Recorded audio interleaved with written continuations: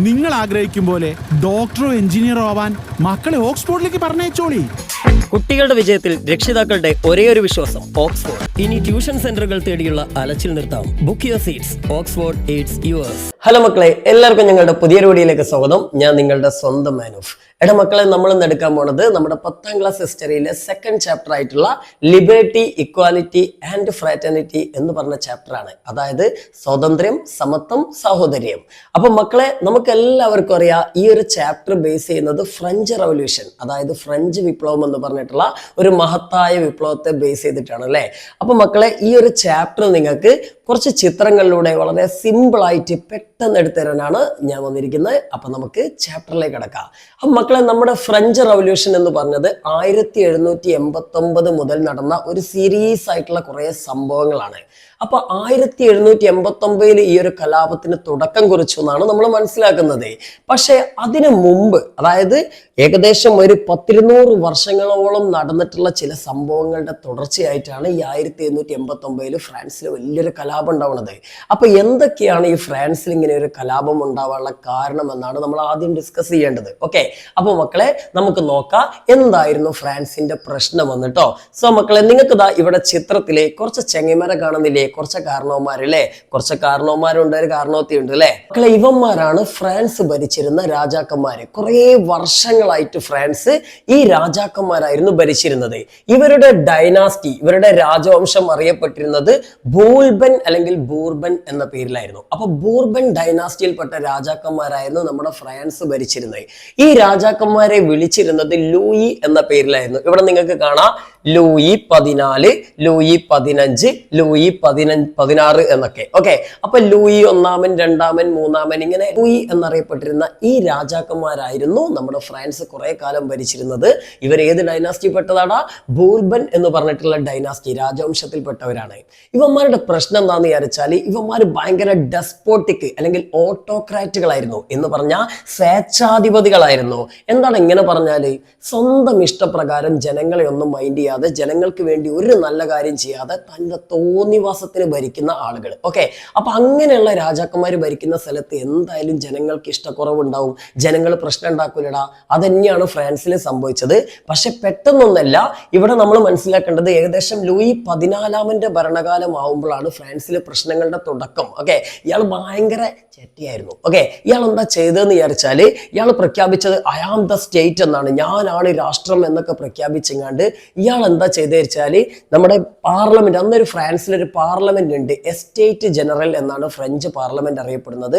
ആ പാർലമെന്റ് തന്നെ ഈ മച്ചാൻ എന്ത് ചെയ്തു? അങ്ങോട്ട് പിരിച്ചു വിട്ടു. എന്നിട്ട് ഇനി ഞാൻ എനിക്ക് തോന്നുന്ന മാതിരി നിയമം ഉണ്ടാക്കും, ജനങ്ങൾ എന്റെ കാര്യത്തിൽ ഒന്നും ഇടപെടണ്ടെന്ന് പറഞ്ഞു. ഈ ഫ്രാൻസിലെ ചക്രവർത്തിമാരൊക്കെ, ഈ ലൂയി രാജാക്കന്മാരൊക്കെ വിശ്വസിച്ചിരുന്ന ഒരു തിയറി ഉണ്ടായിരുന്നു. അതാണ് ഞാൻ അവിടെ കൊടുത്തിട്ടുള്ളത്, ഡിവൈൻ റൈറ്റ് ഓഫ് മൊണാർക്കി എന്ന് പറഞ്ഞാൽ രാജാധികാരം ദൈവതത്വമാണെന്നാണ് ഈ ചെങ്ങൈമാരൊക്കെ വിശ്വസിച്ചിരുന്നത്. അത് വിശ്വസിച്ചല്ല, ഇവന്മാർ ജനങ്ങളോട് അങ്ങനെയാണ് പറഞ്ഞത്. സംഭവം എന്താണെന്ന് വിചാരിച്ചാല് രാജാവിനെ അപ്പോയിന്റ് ചെയ്യുന്നത് ദൈവമാണ്. അപ്പൊ ദൈവത്തിനല്ലാതെ രാജാവിനെ ക്വസ്റ്റ്യൻ ചെയ്യാൻ വേറെ ആർക്കും ഒരു റൈറ്റും ഇല്ല. അപ്പൊ രാജാക്കന്മാർ ഞങ്ങളോട് പറഞ്ഞ്, നിങ്ങൾ ഞങ്ങളെ ചോദ്യം ചെയ്യാനൊന്നും വരണ്ട, ഞങ്ങൾ തോന്നിയ മാതിരി ഭരിക്കും, ഞങ്ങളെ ചോദ്യം ചെയ്യണമെങ്കിൽ അത് ദൈവത്തിന് മാത്രം, ദൈവമാണ് ഞങ്ങൾ അപ്പോയിന്റ് ചെയ്തതെന്നൊക്കെയുള്ള ഒരു പറച്ചിലായിരുന്നു ഇവർക്ക്. അപ്പൊ എന്തായാലും തോന്നിയ മാതിരി ഈ ലൂയി 14 തന്റെ രാജ്യം ഭരിച്ചു. അയാൾ പാർലമെന്റ് പോലും അങ്ങോട്ട് പിരിച്ചു വിട്ടു. എസ്റ്റേറ്റ് ജനറൽ എന്നാണ് പാർലമെന്റിന്റെ പേര്, ഓർത്തു വെക്കണം കേട്ടോ. അങ്ങനെ അയാളുടെ മകനായ ലൂയി 15 പിന്നീട് അധികാരത്തിൽ വരുന്നത്. ലൂയി 15 അച്ഛന്റെ അതേ സ്വഭാവം തന്നെയാണ്, ഇതേപോലെ തന്നെ എന്താണ്, ഭയങ്കര ഡെസ്പോട്ടിക് ആയിട്ട് ഏകാധിപതിയായിട്ടാണ് ഭരിച്ചത്. ഇനി അത് മാത്രമല്ല കേട്ടോ, ഈ രാജാക്കന്മാർക്കൊക്കെ വേറെ തോന്നിയാസം കൂടി ഉണ്ട്. ഭയങ്കര ലക്ഷൂറിയസ് ആയിരുന്നു, ഭയങ്കര ആർഭാടത്തോട് കൂടിയിട്ടായിരുന്നു ഇവർ ഭരിച്ചിരുന്നത്. അപ്പൊ ഇവരുടെയൊക്കെ ഡ്രസ് കോഡ് തന്നെ നിങ്ങൾക്ക് കണ്ടാൽ മനസ്സിലാവും അല്ലെ, പത്താക്കുള്ള ഡ്രസ്സൊക്കെ ഇട്ടുങ്ങാണ്ട് അവന്മാർ നിൽക്കുന്നത്.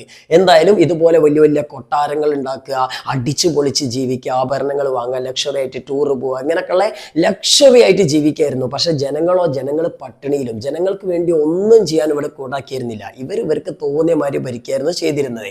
അങ്ങനെ ലൂയി 15 കാലം കഴിഞ്ഞു, ലൂയി 16 കാലം എത്തി. ലൂയി 15 മകനായിട്ട് ലൂയി 16 ഈ മൈൻഡ് വന്നു. ഓക്കെ, ഈ ചെങ്ങായിന്റെ ഭരണകാലത്താണ് നമ്മുടെ ഫ്രഞ്ച് കലാപം ഉണ്ടാകുന്നത്, ഫ്രഞ്ച് റവല്യൂഷൻ ഉണ്ടാവുന്നത്.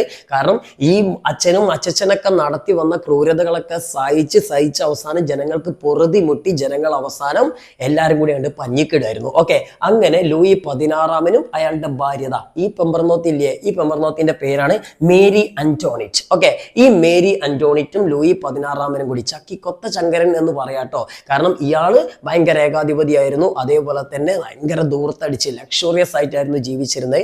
മാത്രമല്ല ഇയാൾ വിശ്വസിച്ചിരുന്നത് ഭരണമൊന്നും രാജാവ് നോക്കേണ്ട ആവശ്യമില്ല, അവിടെ മന്ത്രിമാരുണ്ടല്ലോ, മന്ത്രിമാര് ഭരിച്ചോളൂ, ഞാനിങ്ങനെ അടിച്ചു പൊളിച്ച് ജീവിച്ചാൽ മതി എന്നുള്ള ചിന്താഗതിയായിരുന്നു ഈ ചങ്ങായിക്ക് ഉണ്ടായിരുന്നത്. ഈ ചങ്ങായിന്റെ ഭാര്യയാണെങ്കിൽ ആവശ്യമില്ലാതെ ഭരണത്തിൽ ഇടപെടും. അങ്ങനെ ഭരണകാര്യത്തിൽ ഭാര്യ ഇടപെടുന്നത് ജനങ്ങൾക്ക് അത്ര ഇഷ്ടപ്പെട്ടില്ല. ഭാര്യയാണ് ഫുള്ള് ലക്ഷറി, ഉള്ള ഖജനാവിലെ പൈസ മൊത്തം എടുത്തുകൊണ്ട് മുപ്പത്തി ദൂർത്തടിച്ച് ഭയങ്കര ലക്ഷറി ആയിട്ട് ആഭരണങ്ങൾ മേടിച്ചും വസ്ത്രങ്ങൾ മേടിച്ചും അങ്ങനെ അങ്ങനെ അങ്ങനെ അങ്ങനെ അടിപൊളിയായിട്ട് ജീവിക്കുകയാണ്. പക്ഷെ ജനങ്ങൾ പട്ടിണി കിടക്കുന്നു. ഓക്കെ, അപ്പൊ എന്തായാലും ഈ മേരി അന്റോണിറ്റിന്റെയും ലൂയി 16 കാലഘട്ടമായപ്പോഴത്തേന് ഫ്രാൻസിലെ എക്കണോമി കംപ്ലീറ്റ് വീക്കായി, അവരുടെ പണമൊക്കെ തീർന്നു. ഓക്കെ, ആ സമയത്ത് ജനങ്ങൾ കണ്ട് കലിപ്പായതാണ്. പണം തീർന്നിട്ട് ഇവന്മാരെന്താ ചെയ്ത് വിചാരിച്ചാൽ ഈ രാജാക്കന്മാരൊക്കെ ജനങ്ങളുടെ കയ്യിൽ നിന്ന് ഇഷ്ടംപോലെ നികുതി വാങ്ങിയിരുന്നു. അപ്പൊ പൈസ ഇല്ലാഞ്ഞാൽ അപ്പൊ ജനങ്ങളുടെ കയ്യിൽ നിന്ന് പുതിയ പുതിയ നികുതി വാങ്ങും. ഇങ്ങനെയൊക്കെ ജനങ്ങളെ ദ്രോഹിക്കായിരുന്നു ഇവർ ചെയ്തിരുന്നത്. ഇനി ഈ മേരി അന്റോണിറ്റിന്റെ കാര്യം പറയുകയാണെങ്കിൽ മേരി അന്റോണിറ്റ് ഓസ്ട്രിയ എന്ന് പേരുള്ള, ഓസ്ട്രേലിയ അല്ല ഓസ്ട്രിയ എന്ന് പേരുള്ള ഒരു രാജ്യം യൂറോപ്പിൽ ഉണ്ടായിരുന്നു. ആ രാജ്യത്തെ രാജകുമാരിയാണ് നമ്മുടെ മേരി അന്റോണിറ്റ്. രാജാവുമ്പം രാജകുമാരിയല്ലേ കല്യാണം കഴിക്കുക. അപ്പൊ മനസ്സിലാക്കുക മക്കളെ, നമ്മുടെ ലൂയി 16 ഭാര്യയായ മേരി അന്റോണിറ്റ് ഓസ്ട്രിയ എന്ന് പറഞ്ഞ രാജ്യത്തെ രാജകുമാരിയായിരുന്നു കേട്ടോ. ഇത് നിങ്ങൾ ഓർത്തു വെക്കണം, നമുക്ക് ലാസ്റ്റ് ആവശ്യമുണ്ട്. അപ്പൊ ഇപ്പൊ നമ്മൾ കോമൺ ആയിട്ട് മനസ്സിലാക്കിയത് എന്തൊക്കെയാ, ഫ്രാൻസ് ഭരിച്ചിരുന്നത് ബൂൽബൻ എന്ന് പറഞ്ഞ രാജവംശത്തിൽപ്പെട്ട ലൂയി രാജാക്കന്മാരായിരുന്നു. എല്ലാവരും ഒന്നിനൊന്ന് വെച്ചായിരുന്നു അല്ലെ, എല്ലാവരും ജനങ്ങളെ ദ്രോഹിച്ചായിരുന്നു ഭരിച്ചിരുന്നത്. ഡെസ്പോട്ടിക്സ് അല്ലെ, അതായത് ഏകാധിപതികളായിരുന്നു. പിന്നെ അതേപോലെ തന്നെ ഒരുപാട് യുദ്ധങ്ങൾ, ആവശ്യത്തിനും അനാവശ്യത്തിനും ഒരുപാട് യുദ്ധങ്ങൾ നടത്തി ഫ്രാൻസിന്റെ സമ്പത്ത് മൊത്തം നശിപ്പിച്ചു. പിന്നെ പോരാത്തതിന് ലക്ഷൂറിയസ് ലൈഫായിരുന്നു അല്ലെ, ആർഭാട ജീവിതമായിരുന്നു നയിച്ചിരുന്നത്. പിന്നെ ഡിവൈൻ റൈറ്റ് ഓഫ് മൊണാർക്കി, രാജാധികാരം ദൈവദത്തമാണെന്ന് വിശ്വസിച്ചിരുന്നു. പാർലമെന്റ് പോലും ഇല്ലാതൊക്കെയാണ് ഭരിച്ചിരുന്നത് എന്നൊക്കെ നമ്മൾ മനസ്സിലാക്കി അല്ലേ. അപ്പം ഇത് തന്നെയാണ്, ഈ രാജാക്കന്മാരുടെ ഈ സ്വഭാവം തന്നെയാണ് ഫ്രഞ്ച് റവല്യൂഷന്റെ ഒരു പ്രധാനപ്പെട്ട പ്രശ്നം കേട്ടോ. ഇനി അടുത്തത് ഫ്രഞ്ച്, ഇത് മാത്രമല്ല, ഇനി അടുത്ത ഫ്രാൻസിന്റെ വലിയൊരു പ്രശ്നം എന്താന്ന് വിചാരിച്ചാൽ അവിടുത്തെ സൊസൈറ്റി, അവിടുത്തെ സമൂഹമായിരുന്നടാ. എന്തായിരുന്നു ഫ്രഞ്ച് സൊസൈറ്റിയുടെ പ്രശ്നം എന്ന് വിചാരിച്ചാൽ നമുക്കറിയാം, ഫ്രാൻസിൽ ഏറ്റവും ടോപ്പിൽ ആരെന്നെയാണ്, രാജാവിനാണ്, ബൂൽബൻ കിങ് അല്ലെ. അപ്പോൾ ലൂയി രാജാക്കന്മാരായിരുന്നു ഏറ്റവും ടോപ്പിൽ ഉണ്ടായിരുന്നത്. പിന്നെ ഇവരെന്താ ചെയ്തത് വെച്ചാൽ നമ്മുടെ രാജ്യത്തൊക്കെ കാസ്റ്റ് സിസ്റ്റം ഇല്ലടാ, ജാതി വ്യവസ്ഥ, അതേപോലെ തന്നെ ഫ്രാൻസിൽ ഒരു സിസ്റ്റം ഉണ്ടായിരുന്നു, എസ്റ്റേറ്റ് സിസ്റ്റം എന്നായിരുന്നു അത് അറിയപ്പെട്ടിരുന്നത്. അതായത് ഫ്രാൻസിലെ ജനങ്ങളെ മൊത്തം 3 എസ്റ്റേറ്റുകളായിട്ട്, 3 തട്ടുകളായിട്ട് വിഭജിച്ചിരുന്നു. അത് ഭയങ്കര ചെറ്റത്തരാണ് അല്ലേ, ജനങ്ങളെ ഇങ്ങനെ വർഗീകരിക്കുക എന്നൊക്കെ പറഞ്ഞാൽ ഭയങ്കര ചെറ്റത്തരാണ്. എന്തായാലും അവിടുത്തെ രാജാവ് ചെറ്റയായതുകൊണ്ട് ഒരു ചെറ്റത്തരം ഇവർ ചെയ്തിരുന്നു. സമൂഹത്തെ 3 തട്ടുകളായിട്ട് തരംതിരിച്ചിരുന്നു. അതിൽ ഫസ്റ്റ് എസ്റ്റേറ്റ്, അതായത് ഒന്നാമത്തെ എസ്റ്റേറ്റിൽ ക്ലർജി, പുരോഹിതന്മാരായിരുന്നു. പുരോഹിതന്മാർ എന്ന് പറഞ്ഞാൽ ബിഷപ്പ്, പള്ളിയിലച്ചന്മാർ, ഇങ്ങനെയൊക്കെയുള്ള ആളുകൾ ഉണ്ടല്ലോ. അതായത് അവിടെ ക്രിസ്ത്യാനിറ്റി ആണെന്നുണ്ടായിരുന്നു അല്ലേ. ഞാനിത് എല്ലാം കോമൺ ആയിട്ട് പറയല്ല, ഫ്രാൻസിലെ മാത്രം കാര്യമാണ്, ഏതെങ്കിലും മതത്തെ കുറ്റം പറയല്ല കേട്ടോ. അപ്പൊ അന്നത്തെ ഫ്രാൻസിലെ അവസ്ഥ ഇതായിരുന്നു. അപ്പൊ ഫ്രാൻസിലെ രാജാവ് കഴിഞ്ഞാൽ ഏറ്റവും വലിയ സ്ഥാനം എന്ന് പറഞ്ഞാൽ രാജാവിനെ വരെ കൺട്രോൾ ചെയ്യാനുള്ള പവർ ഉണ്ടായിരുന്നവരായിരുന്നു ഈ ക്ലർജി എന്നറിയപ്പെടുന്ന പുരോഹിതന്മാര്. അപ്പൊ ഇവിടെ കാണാം നിങ്ങൾക്ക് കുരിശക്കുള്ള ആൾക്കാരില്ലേ. അപ്പോൾ ഈ അച്ഛന്മാരായിരുന്നു അവിടുത്തെ സമൂഹത്തിൽ ഏറ്റവും ഉയർന്ന പദവിയിലുണ്ടായിരുന്ന പള്ളി അല്ലെ, അതായത് കാത്തലിക് ചർച്ച് പറയും, കത്തോലിക്ക സഭ, ഇവരായിരുന്നു ഒന്നാമത്തെ ഏറ്റവും ടോപ്പിൽ ഉണ്ടായിരുന്നത്. ഇനി രണ്ടാമത്തെ എസ്റ്റേറ്റ്, അതായത് സെക്കൻഡ് എസ്റ്റേറ്റിൽ ഉണ്ടായിരുന്ന നോബിലിറ്റി ആയിരുന്നു. നോബിലിറ്റി പറഞ്ഞാൽ പ്രഭുക്കന്മാർ. ഇവിടെ നിങ്ങൾക്ക് കാണാം കുറെ ചങ്ങൈമാർ അല്ലെ, ഭയങ്കര വാളും കുന്തൊക്കെ പിടിച്ചിങ്ങാണ്ട് നിൽക്കുന്ന, ഭയങ്കര വെൽ ഡ്രസ്ഡ് ആയിട്ട് നിൽക്കുന്ന ആളുകൾ. ഇനി നമ്മൾ മനസ്സിലാക്കേണ്ടത്, ഈ ഒന്നാമത്തെയും രണ്ടാമത്തെയും എസ്റ്റേറ്റിൽ ഉണ്ടായിരുന്ന ക്ലർജിയും നോബിലിറ്റിയും, അതായത് പുരോഹിതന്മാർക്കും പ്രഭുക്കന്മാർക്കും ആ ഫ്രാൻസ് എന്ന് പറയുന്ന രാജ്യത്ത് എല്ലാവിധ ഫ്രീഡം ഉണ്ടായിരുന്നു, എല്ലാവിധ പ്രിവിലേജസ്, ആനുകൂല്യങ്ങളും ഇവർക്ക് കിട്ടിയിരുന്നു. എന്തൊക്കെ ആനുകൂല്യങ്ങൾ അവർക്ക് കിട്ടിയെന്ന് വിചാരിച്ചാൽ, ഗവൺമെന്റ് സർവീസിലെ പ്രധാനപ്പെട്ട ജോലികളൊക്കെ ഇവർക്കായിരുന്നു. അതായത് മന്ത്രിമാരായിട്ടും ഒഫീഷ്യൽമാരായിട്ടും വലിയ വലിയ പുരോഹിതന്മാരായിട്ടും പള്ളിയിലെ ഉയർന്ന പദവികളും ഒക്കെ ഈ 1ഉം 2ഉം എസ്റ്റേറ്റുകാർക്കായിരുന്നു കിട്ടിയിരുന്നത്. ക്ലർജി ആയിരുന്നു പള്ളിയുമായി ബന്ധപ്പെട്ട എല്ലാ കാര്യങ്ങളും കൺട്രോൾ ചെയ്തിരുന്നെങ്കിൽ ബാക്കി അഡ്മിനിസ്ട്രേഷൻ, ഭരണവുമായി ബന്ധപ്പെട്ട എല്ലാ കാര്യങ്ങളും, സൈന്യത്തിന്റെ കാര്യങ്ങളൊക്കെ നിയന്ത്രിച്ചിരുന്നത് ഈ നോബിലിറ്റി, പ്രഭുക്കന്മാരായിരുന്നു. ഇനി മറ്റൊരു കാര്യം എന്ന് പറഞ്ഞാൽ, ഇവർക്ക് 2 പേർക്കും ഇഷ്ടംപോലെ സ്വത്തുക്കൾ ഉണ്ടായിരുന്നു. രാജ്യത്തെ ഭൂരിഭാഗം സ്വത്തുക്കളും കൈയടക്കി വെച്ചിരുന്നത് ഈ ഫസ്റ്റ് സെക്കൻഡ് എസ്റ്റേറ്റുകൾ ജനങ്ങളായിരുന്നു. പ്രോപ്പർട്ടീസ് ഇഷ്ടം പോലെ, വാസ്റ്റ് ലാൻഡും പ്രോപ്പർട്ടീസും സമ്പത്തൊക്കെ അവരുടെ കയ്യിലുണ്ടായിരുന്നു. അതേപോലെ തന്നെ both of them led luxurious life. രാജാവിനേക്കാൾ വലിയ ലക്ഷറി ആയിരുന്നു ഇവരും. അതായത് ഭയങ്കര ആർഭാടത്തോടെയായിരുന്നു ഈ രണ്ട് കൂട്ടരും ജീവിച്ചിരുന്നത്. ഇനി അത് മാത്രമല്ല, നമ്മൾ നേരത്തെ പറഞ്ഞു രാജാവിന് ജനങ്ങൾ കുറെ ടാക്സ് കൊടുക്കണമെന്ന്. അതൊരു ന്യായമായ കാര്യമാണ്. രാജാവിന് ഗവൺമെന്റിന് ജനങ്ങൾ ടാക്സ് കൊടുക്കണം. പക്ഷെ ഫ്രാൻസിൽ വേറെ ചട്ടത്തിലുണ്ടായിരുന്നു. എന്താ? ഈ ഫസ്റ്റ് സെക്കൻഡ് എസ്റ്റേറ്റുകാർ ഒരു പണിക്കും പോകില്ല. പണിക്ക് പോകില്ല എന്ന് പറഞ്ഞു കഴിഞ്ഞാൽ അവർ അധ്വാനിക്കൊന്നുമില്ല. അവർക്കും കൂടി ആര് ടാക്സ് കൊടുക്കണം? തേർഡ് എസ്റ്റേറ്റ് എന്ന് പറയുന്ന മൂന്നാമത്തെ എസ്റ്റേറ്റുകാർ. അപ്പം മൂന്നാമത്തെ എസ്റ്റേറ്റിൽ ആരാണ് ഉണ്ടാവുക? ബാക്കി എല്ലാവരും മൂന്നാമത്തെ എസ്റ്റേറ്റിലാണ്. പുരോഹിതന്മാരും പ്രമുഖന്മാരും ഇല്ലാത്ത ബാക്കി എല്ലാവരും മൂന്നാമത്തെ എസ്റ്റേറ്റുകാരായിരുന്നു. ഈ മൂന്നാമത്തെ എസ്റ്റേറ്റിലെ പാവങ്ങൾ ആർക്ക് ഭക്ഷണം കൊടുക്കണം? ഈ ടാക്സ് കൊടുക്കണം.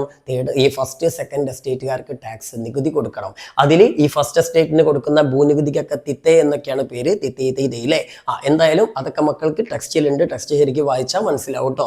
അപ്പം ഇങ്ങനെയൊക്കെ കുറേ എട്ടങ്ങേറുകൾ. എന്നാൽ ഇവർക്ക് ഒരു ടാക്സും കൊടുക്കണ്ട. ശരിക്കും അങ്ങനെയല്ലല്ലേ? പൈസ ഉള്ളവനാണ് ഗവൺമെന്റിന് ടാക്സ് കൊടുക്കേണ്ടത്. എന്നാൽ ഫ്രാൻസിൽ നേരെ തിരിച്ചാണ്. പൈസ ഇല്ലാത്ത പട്ടിണി പാവങ്ങൾ കഷ്ടപ്പെട്ട് പണിയെടുത്തിട്ട് ആരെ തീറ്റി പോറ്റണം? ഫസ്റ്റ് സെക്കൻഡ് എസ്റ്റേറ്റിലെ ഈ തടിമാടന്മാരെ തീറ്റി പോറ്റേണ്ട ഗതികേടായിരുന്നു ഉണ്ടായിരുന്നത്. എന്തായാലും തേർഡ് എസ്റ്റേറ്റിലേക്ക് വന്നു കഴിഞ്ഞാൽ, അതായത് മൂന്നാമത്തെ എസ്റ്റേറ്റിൽ നമുക്ക് രണ്ട് കൂട്ടരുണ്ടായിരുന്നു. ഒന്ന് മിഡിൽ ക്ലാസ് എന്നറിയപ്പെടുന്ന ഒരു ഗ്രൂപ്പായിരുന്നു. അത്യാവശ്യം റിച്ച് ആയിട്ടുള്ള ആളുകളായിരുന്നു മിഡിൽ ക്ലാസ്, മധ്യവർഗം എന്നാണ് ഇവർ പറയാ. അവരുടെ കൂട്ടത്തിൽ വലിയ വലിയ ബിസിനസ്സുകാർ, കച്ചവടക്കാരുണ്ടായിരുന്നു. അതേപോലെ ലോയേഴ്സ്, അഡ്വക്കേറ്റ്സ് ഉണ്ടായിരുന്നു, ബാങ്കേഴ്സ്, ബാങ്കർമാരുണ്ടായിരുന്നു. ഇങ്ങനെ പല ടൈപ്പ് ആളുകൾ, അത്യാവശ്യം പണവും വിദ്യാഭ്യാസമൊക്കെ ഉള്ള ആളുകളായിരുന്നു ഈ മിഡിൽ ക്ലാസ്സിൽ ഉണ്ടായിരുന്നത്. പിന്നെ ഉള്ളത് ലോ ക്ലാസ്. ലോ ക്ലാസ്സിൽ നമ്മുടെ പെസൻസ്, ആർട്ടിസൻസ്, അതായത് കർഷകര്, പിന്നെ കരകൗശല വസ്തുക്കളൊക്കെ ഉണ്ടാക്കുന്ന ആളുകൾ, അടിമകൾ, ഇവരൊക്കെ ആയിരുന്നു ഈ ലോ ക്ലാസ്സിൽ ഉണ്ടായിരുന്നത്. എന്നാൽ ഈ രണ്ട് ഗ്രൂപ്പിനെയും, മിഡിൽ ക്ലാസ്സിനെയും ഈ ലോ ക്ലാസ്സിനെയും, നമ്മുടെ ഫസ്റ്റ് സെക്കൻഡ് എസ്റ്റേറ്റുകാരും രാജാവും വിളിച്ചിരുന്നത് കോമൺസ് എന്ന പേരിലായിരുന്നു. എന്താ പറയാ? കോമൺസ്. കോമൺസ് എന്ന് പറഞ്ഞാൽ തന്നെ സാധാരണക്കാരല്ലേ, താഴ്ന്നവര് എന്നുള്ള രീതിയിലായിരുന്നു. അപ്പൊ നിങ്ങൾക്ക് മനസ്സിലാവും അവിടെ ഒരു ഈഗോ ഉണ്ടാവാൻ ചാൻസ് ഇല്ലടാ. കാരണം എന്താ വെച്ചാൽ ഇവർ ഈ ഏറ്റവും ലോ ക്ലാസ് എന്ന് പറയുന്ന ഈ ഒരു വിഭാഗത്തിൽ കർഷകരും അടിമകൾ, അതേപോലെ തന്നെ ഈ സാധാരണ ചെറിയ ചെറിയ ജോലികൾ ചെയ്യുന്ന ആളുകളൊക്കെയാണ്. എന്നാൽ ഈ മിഡിൽ ക്ലാസ്സിലോ നല്ല സമ്പന്ന റിച്ച് ആയിട്ടുള്ള ബിസിനസ്സുകാരുണ്ട്, അഡ്വക്കേറ്റ്സ് ഉണ്ട്, ബാങ്കേഴ്സ് ഉണ്ട്, അല്ലെ? ഇങ്ങനെ ഭയങ്കര വിദ്യാഭ്യാസവും അതേപോലെ തന്നെ ഒരുപാട് പണമൊക്കെ ഉള്ള ആളുകളാണ്. പക്ഷെ ഈ രണ്ട് കാറ്റഗറിക്കാരെയും ഒരേപോലെയാണ് ഫസ്റ്റ് സെക്കൻഡ് എസ്റ്റേറ്റുകാരൻ രാജാവും കാണുന്നത്. അതൊരു പ്രശ്നമാണ്, അല്ലേ? ഇപ്പോൾ ഉദാഹരണത്തിന് നിങ്ങളുടെ നാട്ടിലെ ഒരു VIP നിങ്ങളെ കല്യാണത്തിന് വിളിച്ചു. നിങ്ങളാണെങ്കിൽ അത്യാവശ്യം വിദ്യാഭ്യാസവും പണമൊക്കെ ഉള്ള ഒരാളാണ്. എന്നിട്ട് നിങ്ങളെ വിളിച്ചിട്ട് നിങ്ങളെ അവിടെ കുറെ പിച്ചക്കാർക്കൊക്കെ ഭക്ഷണം കൊടുക്കുന്നുണ്ട്. ആ പിച്ചക്കാരുടെ കൂടെ നിങ്ങൾക്ക് ഭക്ഷണം തന്നു കഴിഞ്ഞാൽ നിങ്ങൾക്ക് ഈഗോ അടിക്കൂലേ? നിങ്ങൾ എന്ത് ചെയ്യും? ആ ചോറ്റും പാത്രം അയാളുടെ മോന്തക്കെറിഞ്ഞാണ്ട് നിങ്ങൾ ഇങ്ങോട്ട് പോരുചി തിന്നളാന്ന് പറഞ്ഞാണ്ട്, അല്ലേ? അതേപോലെ തന്നെയാണ് ഇവിടെ ഫ്രാൻസിലെ പ്രശ്നമാടാ. ഫ്രാൻസിൽ ഈ ഒരു മിഡിൽ ക്ലാസ് എന്ന് പറഞ്ഞാൽ അത്യാവശ്യം നല്ല പൈസയും അതേപോലെ വിദ്യാഭ്യാസമൊക്കെ ഉള്ളതാ. പക്ഷെ അതൊക്കെ ഉണ്ടായിട്ടും ഇവർക്ക് അവിടെ സ്റ്റാറ്റസ് ഒന്നും കിട്ടുന്നില്ല. അപ്പൊ സ്വാഭാവികമായിട്ടും അവർക്ക് ഒരു ഈഗോ ഉണ്ടാവും. ഈ മിഡിൽ ക്ലാസിന്റെ ഈഗോ തന്നെയാണ് വർക്കൗട്ട് ചെയ്ത് അവർക്കും തോന്നിയെന്ത്? ഞങ്ങളുടെ കയ്യിൽ പൈസ ഉണ്ടല്ലോ, ഞങ്ങളുടെ കയ്യിൽ എന്തുണ്ട്, ഞങ്ങൾക്ക് വിദ്യാഭ്യാസം ഉണ്ടല്ലോ, പിന്നെന്താ ഞങ്ങൾക്ക് ഫസ്റ്റ് സെക്കൻഡ് എസ്റ്റേറ്റുകാരുടെ അതേ സ്റ്റാറ്റസ് തന്നാല്? ആ ഒരു ചിന്ത അവർക്കുണ്ടായി. അങ്ങനെ അവർ തേർഡ് എസ്റ്റേറ്റിലെ ബാക്കിയുള്ള പാവങ്ങളായിട്ടുള്ള കോമൺസ് ഉണ്ടല്ലോ അവരെ കൂടി ഇളക്കി വിട്ട് അങ്ങനെയാണ് ഇവർ റവല്യൂഷൻ നടത്തുന്നതും. അവരെന്ത് ഈ ഒരു ഫസ്റ്റ് സെക്കൻഡ് എസ്റ്റേറ്റുകാരെയും രാജാവിനെയൊക്കെ പഞ്ഞിക്കെട്ടുങ്ങാണ്ട് സ്വാതന്ത്ര്യം നേടുന്നു. അപ്പൊ ശരിക്കും പറഞ്ഞാൽ ഈ ഫ്രഞ്ച് റവല്യൂഷന്റെ ഏറ്റവും വലിയ സൂത്രധാരന്മാർ ഈ മിഡിൽ ക്ലാസ് ആണ് കേട്ടോ. ഇനി മിഡിൽ ക്ലാസ് എങ്ങനെയാണ് ഉണ്ടായത് നമ്മൾ മനസ്സിലാക്കേണ്ടത്, ഞാൻ നേരത്തെ പറഞ്ഞു ലൂയി 14 എന്ന് പറഞ്ഞൊരു ചങ്ങായി ഉണ്ടല്ലോ, ഞാനൊന്ന് ബാക്കോട്ട് എടുത്തുതരാം.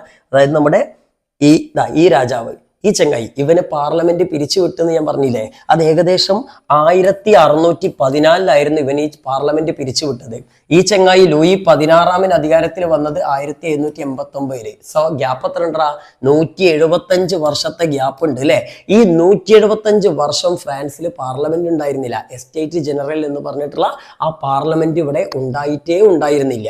അപ്പൊ നമ്മൾ മനസ്സിലാക്കേണ്ടത് ഈ 175 വർഷത്തിനിടക്ക് ഫ്രാൻസിൽ വലിയ മാറ്റങ്ങൾ ഉണ്ടായി. പണ്ട് ഈ ചങ്ങായി ഭരിച്ചപ്പോഴും ഈ 15 ഭരിച്ച സമയത്തും ജനങ്ങൾ വളരെ ലോ ക്ലാസ് മാത്രമേ ഫ്രാൻസിൽ ഉണ്ടായിരുന്നുള്ളൂ. അധികം പൈസ ഒന്നുമില്ലാത്ത കർഷകരെ പോലുള്ളവരും താഴ്ന്ന വിഭാഗം ആളുകളൊക്കെ ഉണ്ടായിരുന്നേ. അവര് പാവം രാജാവും പ്രഭുക്കന്മാരും ഈ പറഞ്ഞ ക്ലർജിയൊക്കെ പറഞ്ഞ് പേടിപ്പിക്കുമ്പോൾ ബേജാറായിട്ട് ഇവർ പറയണൊക്കെ കേട്ട് അടിമകളെ പോലെ ജീവിച്ചിരുന്നു. പക്ഷെ നിങ്ങൾ മനസ്സിലാക്കേണ്ടത് 175 വർഷം കഴിഞ്ഞ് ഈ 1789 18-ാം നൂറ്റാണ്ടായപ്പോഴേക്കും ഫ്രാൻസിൽ വലിയ വലിയ മാറ്റങ്ങൾ ഉണ്ടായി. ജനങ്ങൾ അങ്ങനെയാണല്ലോ, എന്നും ഒരാൾ പാവപ്പെട്ടവനായിട്ട് നിൽക്കുന്നില്ല, അല്ലെ? അല്ലേ? കഴിവുള്ളവൻ പാവപ്പെട്ടവനിൽ നിന്ന് പണക്കാരനായിട്ടൊക്കെ മാറും. നമുക്കറിയില്ലേ അംബാനിയൊക്കെ പോലുള്ള ആളുകളൊക്കെ ഉണ്ടായത് അവരൊന്നും ജനിച്ചപ്പോഴേ അങ്ങോട്ട് പണക്കാരൊന്നും ഇല്ലായിരുന്നു, കഴിവ് കൊണ്ട് പണക്കാരായിട്ട് മാറിയതല്ലേ. അങ്ങനെ ഒരുപാട് ആൾക്കാരുണ്ട് പാവപ്പെട്ട കുടുംബത്തിൽ ജനിച്ചിട്ട് കഴിവുള്ളതുകൊണ്ട് പലതരം ജോലികൾ ചെയ്തിട്ടും പഠിച്ചിട്ടൊക്കെ എന്ത് ചെയ്യും, പണം ഉണ്ടാക്കുന്ന ആളുകൾ. അതേമാതിരി തന്നെ ഫ്രാൻസിൽ 18ാം നൂറ്റാണ്ടായ സമയത്ത് ഈ ലോ ക്ലാസ് ആയിട്ടുള്ള കർഷകര്, അതേപോലെ തന്നെ ഈ ആർട്ടിസൻസ്, ഇവരുടെ കൂട്ടത്തിൽ നിന്ന് ചില മിടുക്കന്മാരെന്ത് ചെയ്തു, കൃഷിയിൽ നിന്ന് പിന്നീട് കച്ചവടത്തിലേക്കും വ്യവസായത്തിലേക്കൊക്കെ മാറിയിട്ട് കിട്ടിയ ചാൻസ് യൂസ് ചെയ്തുകൊണ്ട് വിദേശത്തെ കോളനികളിലും അതേപോലെ തന്നെ സ്വന്തം രാജ്യത്തൊക്കെ കച്ചവടം നടത്തിയിട്ടും ബിസിനസ് നടത്തിയിട്ടും വ്യവസായങ്ങൾ ഇൻഡസ്ട്രികൾ നടത്തിയിട്ടൊക്കെ ഇവന്മാർ കുറെ പൈസ ഉണ്ടാക്കിയ മാത്രമല്ല അവരുടെ മക്കളെയൊക്കെ ഉള്ള വലിയ വലിയ കോളേജുകളിലും സർവകലാശാലകളിലൊക്കെ പഠിപ്പിച്ചിട്ട് ഭയങ്കര വിദ്യാഭ്യാസം, ലോയേഴ്സും ബാങ്കേഴ്സൊക്കെ ആക്കിയിട്ട് മാറ്റി ടീച്ചേഴ്സ്, ഇങ്ങനെയുള്ള പല ജോലികളൊക്കെ അവർ നേടി. അപ്പോൾ വിദ്യാഭ്യാസം ഉണ്ടായി, അതേപോലെ തന്നെ പണവും ഉണ്ടായി. അപ്പൊ സ്വാഭാവികമായിട്ട് നമുക്കറിയാം 175 വർഷങ്ങൾക്ക് ശേഷം നമ്മുടെ തേർഡ് സ്റ്റേറ്റ് എന്ന് പറഞ്ഞിട്ടുള്ള ആ ഗ്രൂപ്പിൽ പണവും അതേപോലെ തന്നെ വിദ്യാഭ്യാസവുമുള്ള ഒരു ഗ്രൂപ്പ് ഉണ്ടായില്ലേ? ആ ഗ്രൂപ്പ് സ്വാഭാവികമായിട്ടും പഴയമാതിരി മറ്റവരെമാതിരി പേടിച്ച് നിൽക്കൂല. അവർ ഈ പറഞ്ഞിട്ടുള്ള ഫസ്റ്റ് എസ്റ്റേറ്റ് സെക്കൻഡ് എസ്റ്റേറ്റുകാരൊക്കെ ചോദ്യം ചെയ്യാനൊക്കെ തുടങ്ങി. അതാണ് ഈ ഒരു റവല്യൂഷൻ ഉണ്ടാവാനുള്ള ഒരു പ്രധാനപ്പെട്ട കാരണം. മക്കൾക്ക് മനസ്സിലായില്ലേ? ഇനി മക്കൾ ഇതാ ഇവിടെ നിങ്ങൾക്ക് ഒരു കാർട്ടൂൺ തന്നിട്ടുണ്ട്. ഈ ഒരു കാർട്ടൂൺ കണ്ടാൽ തന്നെ നിങ്ങൾക്ക് മനസ്സിലാവും അന്നത്തെ ഫ്രഞ്ച് സൊസൈറ്റിയുടെ അവസ്ഥ. അതായത് ഇവിടെ നിങ്ങൾക്ക് ഈ ഫസ്റ്റത്തെ കാർട്ടൂണിൽ കാണാം, ഇത് നമ്മുടെ ഈ കുരിശൊക്കെ കണ്ടാൽ നിങ്ങൾക്ക് മനസ്സിലാവും ഇതാരാണ്, ഇതൊരു അച്ഛനാണല്ലേ, അതായത് നമ്മുടെ ക്ലർജി, പുരോഹിതനാണ്. ഇത് ഈ തൊപ്പിയൊക്കെ കണ്ടാൽ മനസ്സിലാക്കണം ഇതാരാണ്, അതായത് ഇവിടെ കണ്ട വാളൊക്കെ കണ്ടു കഴിഞ്ഞാൽ നമ്മൾ മനസ്സിലാക്കണം ഇത് നമ്മുടെ നോബിലിറ്റി എന്താണ്, പ്രഭുക്കന്മാരാണ്. അപ്പൊ ഫസ്റ്റ് എസ്റ്റേറ്റ് സെക്കൻഡ് എസ്റ്റേറ്റ് അല്ലെ, ഈ രണ്ട് ചെങ്ങൈമാരും കൂടി ആരുടെ പുറത്താണ് കയറി നിൽക്കുന്ന, ഒരു പാവപ്പെട്ട ഒരു തേർഡ് എസ്റ്റേറ്റ് പെട്ട ഒരു കർഷകന്റെ പുറത്ത്. ഈ ഒരു ചിത്രം നമ്മളെ സൂചിപ്പിക്കുന്ന എന്താടാ, ഫസ്റ്റ് എസ്റ്റേറ്റുകാരും സെക്കൻഡ് എസ്റ്റേറ്റുകാരും ആരെ ചൂഷണം ചെയ്തിട്ടാണ് ജീവിക്കുന്നത്, തേർഡ് എസ്റ്റേറ്റുകാരെ. ഇവന്മാർ കഷ്ടപ്പെട്ട് അധ്വാനിക്കും, എന്നിട്ട് ഇവന്മാരുടെ നികുതി പണം കൊണ്ട് ആര് ജീവിക്കും, അടിച്ചു ജീവിക്കും. ഫസ്റ്റ് സെക്കൻഡ് എസ്റ്റേറ്റുകാരും പിന്നീട് രാജാവും ജീവിക്കും അല്ലെ. ഇതാണ് അവസ്ഥ. അതന്നെയാണ് ഇപ്പൊ ഈ ഒരു ചിത്രത്തിൽ നിങ്ങൾ കാണുന്നത്. ഇത് അവിടെ പുരോഹിതനുണ്ട്, ഇവിടെ പ്രഭു ഉണ്ട്. ഇവർ രണ്ടുപേരും കൂടി ആരെ ചവിട്ടിയിരിക്കുന്നതാ, നമ്മുടെ തേർഡ് സ്റ്റേറ്റിലെ സാധാരണക്കാരെ ചവിട്ടി മരിക്കുന്നതാണ് കാണുന്നത്. അപ്പൊ ഇതായിരുന്നു ഫ്രാൻസിന്റെ അവസ്ഥ. ഇങ്ങനൊക്കെ ഉണ്ടാവുമ്പോൾ ആരായാലും പ്രതികരിച്ചു പോലടാ. ഇപ്പൊ നിങ്ങളിപ്പോ ഒരു പാവത്താനാണ്, പച്ച പാവത്താനാണ്, എന്നും നിങ്ങളെ കുറച്ച് ആളുകൾ ചേർന്ന് കണ്ട് എന്നും നിങ്ങൾ ഉപദ്രവിക്കുകയാണെങ്കിൽ ഒരു ദിവസം നിങ്ങൾ തിരിച്ചടിക്കൂലേ? തിരിച്ചടിക്കും, ആരായാലും തിരിച്ചടിക്കൂലടാ. അതാണ് ഇപ്പോൾ ഇവിടെ ഫ്രാൻസിൽ സംഭവിച്ചടാ. ഇനി മറ്റൊരു കാര്യം നമ്മൾ പറഞ്ഞു, ഫ്രഞ്ച് റവല്യൂഷന് രാജാക്കന്മാരുടെ ഈ ഒരു ക്രൂരമായിട്ടുള്ള ഭരണം ഒരു കാരണമായി. അതേപോലെ തന്നെ മറ്റെന്താണ് ഇപ്പം ഫ്രഞ്ച് സൊസൈറ്റിയിലെ ഇനീക്വാലിറ്റീസ്, അസമത്വങ്ങൾ ഒരു കാരണമായി. ഇനി അത് മാത്രല്ലടാ, എന്ത് പ്രശ്നം ഉണ്ടെങ്കിലും നമ്മൾ മുന്നിട്ടിറങ്ങണമെങ്കിൽ നമുക്കൊരു മോട്ടിവേഷൻ വേണം അല്ലേ. ഇപ്പൊ 10 A+ വേണമെന്ന് നമ്മൾ കരുതുകയാണെങ്കിൽ തീർച്ചയായിട്ടും നമ്മുടെ ബാക്കിൽ ആരെങ്കിലും നമ്മളെ മോട്ടിവേറ്റ് ചെയ്യാനുണ്ടെങ്കിൽ നമ്മൾ എന്തായാലും വാങ്ങിയിരിക്കില്ലടാ, വാങ്ങാട്ടാ. നിങ്ങളും ശ്രമിച്ചാൽ എന്തായാലും നമുക്ക് കിട്ടും. അപ്പൊ എന്തായാലും അതുപോലെ നമ്മളെ മോട്ടിവേറ്റ് ചെയ്യാൻ ഒരാൾ പറയുന്നുണ്ടെങ്കിൽ തീർച്ചയായിട്ടും നമുക്ക് എന്തും നേടിയെടുക്കാൻ പറ്റും. അപ്പൊ അതുപോലെ തന്നെ ഫ്രാൻസിലെ ആ സാധാരണക്കാരായിട്ടുള്ള തേർഡ് സ്റ്റേറ്റിലെ കോമൺസിന് അവരുടെ എല്ലാ ഊർജവും കയ്യിലെടുത്തുകൊണ്ട് ഈ ഒരു ശക്തരായിട്ടുള്ള രാജാവിനെതിരെയും അതേപോലെ ഫസ്റ്റ് സെക്കൻഡ് എസ്റ്റേറ്റുകൾക്കെതിരെയും പോരാടാൻ അവർക്ക് എല്ലാവിധ കരുത്തും മാനസികമായ ഊർജം നൽകിയ ചില ചിന്തകന്മാരുണ്ടായിരുന്നു. അവരുടെ ആ റോള് വളരെ ഇമ്പോർട്ടൻ്റ് ആണ് ഫ്രഞ്ച് റവല്യൂഷന്. അപ്പോൾ ഫ്രഞ്ച് റവല്യൂഷന് പ്രേരിപ്പിച്ചിട്ടുള്ള ആ ജനങ്ങളെ മോട്ടിവേറ്റ് ചെയ്തിട്ടുള്ള ചിന്തകന്മാർ ആരൊക്കെയാണെന്നും അവരുടെ ഐഡിയോളജീസ് എന്താണെന്നൊക്കെ മക്കൾ പഠിക്കണം. അപ്പൊ അവരുടെ പേരുകൾ ജസ്റ്റ് ഒന്ന് മനസ്സിലാക്കിക്കോ. ഏറ്റവും പ്രധാനിയാണ് ഇതാ ഇവിടെ കാണുന്ന റുസോ അല്ലെ.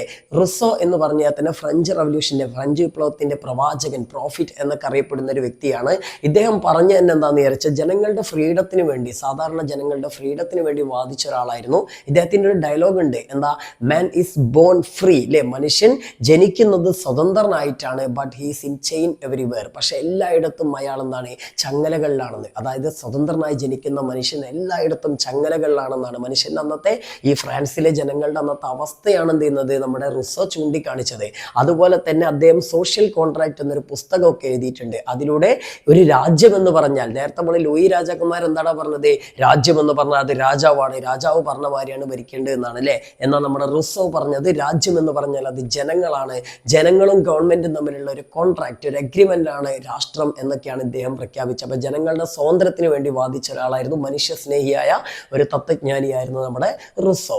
ഇനി മറ്റൊരാളാണ് വോൾട്ടയർ. വോൾട്ടയർ ഒരു തത്വജ്ഞാനി, ഒരു ഫിലോസഫർ എന്നതിലുപരി ഒരു നല്ല റൈറ്ററും കൂടിയായിരുന്നു. വോൾട്ടയർ ഒരുപാട് പുസ്തകങ്ങളൊക്കെ എഴുതിയിരുന്നു. അദ്ദേഹത്തിന്റെ ആർട്ടിക്കിളിലൂടെയും പുസ്തകങ്ങളിലൂടെയൊക്കെ അദ്ദേഹം ക്ലർജിയുടെ, പുരോഹിത വർഗത്തിന്റെ ആ ചൂഷണങ്ങൾ, പുരോഹിതന്മാരെന്ന് പറഞ്ഞാൽ നമുക്കറിയാം ക്ലർജി ജനങ്ങളെ ദ്രോഹിച്ചിട്ട് ജനങ്ങളുടെ കയ്യിൽ നിന്ന് പണം പിടുങ്ങിയിട്ട് ആർഭാടത്തോടെ ജീവിക്കുകയാണ്. അങ്ങനെയൊന്നല്ല ബൈബിളും ക്രിസ്തുവൊന്നും പഠിപ്പിക്കുന്നതല്ലേ. ബൈബിളിലൊക്കെ പ്രകാരം വളരെ വളരെ ലളിതമായിട്ട് ജനങ്ങളെ സേവിക്കേണ്ട ആളുകളാണ് ഈ ക്ലർജി പുരോഹിതന്മാർ. പക്ഷെ ഫ്രാൻസിലെ പുരോഹിതന്മാർ നേരെ തിരിച്ചായിരുന്നു ജീവിച്ചിരുന്നത്. അപ്പോൾ ആ പുരോഹിതന്മാരുടെ ചൂഷണമൊക്കെ എടുത്തു കാണിച്ചിരുന്നത് ആരായിരുന്നു?